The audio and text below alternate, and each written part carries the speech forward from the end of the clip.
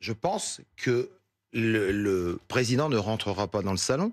On en a échangé parce que là, les gens sont très énervés. Après, on nous demande des noms, on donne des noms. Parce que là, aujourd'hui, c'est devenu tellement risible. Mais qui va Bon, l'empêcher d'y rentrer? à votre avis? Vous? Votre syndicat, par Non, exemple? pas le syndicat. Les gens qui en ont marre de ce double langage qui perturbe non seulement l'organisation d'un salon à l'école, mais qui perturbe la bonne aloi je dirais, d'une représentation syndicale normale. C'est-à-dire qu'aujourd'hui, le salon est fait pour les agriculteurs.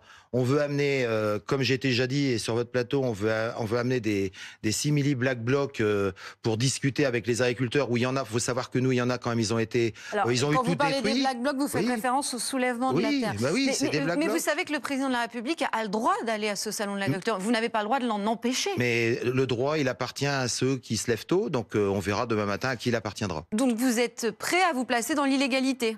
Vous savez, on nous l'a déjà dit, et puis je pense que je pense que vous aurez des caméras, on verra qui est dans l'illégalité demain matin. On était ensemble hier soir sur ce plateau et ça fait déjà depuis hier soir que vous laissez entendre que la venue du président pourrait être perturbée. De quelles informations exactement vous disposez? Allez-y clairement, comment ça va se faire? Je pense qu'il faut faire un tour de table et puis vous allez vite savoir avec qui, par qui et comment, parce qu'aujourd'hui... Alors sur ce point-là, je pense que vous êtes le seul à pouvoir nous donner plus d'informations.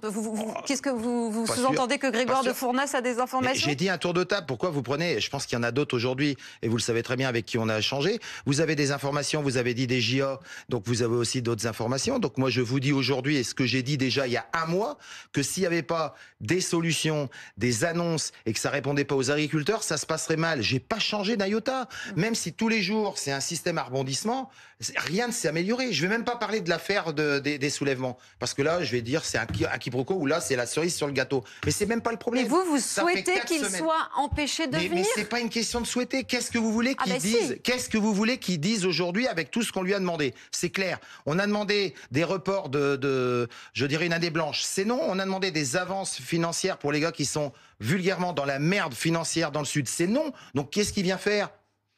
Moi, je vais vous dire, je vais être brutal. Aujourd'hui, en tant que président ou député, parce qu'il y a eu aussi des augmentations de députés et des sénateurs, tous ces gens-là, vous voyez, c'est pas politique. Tous ces gens-là, ils n'ont pas de problème financier. Il y a des problèmes, attendez, il y a des problèmes, ils se mettent une augmentation pour suivre le cours de la vie. Expliquez-moi aujourd'hui, avec du blé à 330 € il y a 1 an et demi grâce à l'Ukraine, il est arrivé à 160, qu'est-ce que vous allez dire aux gars qui bouffent de l'argent tous les jours? Vous allez leur dire quoi?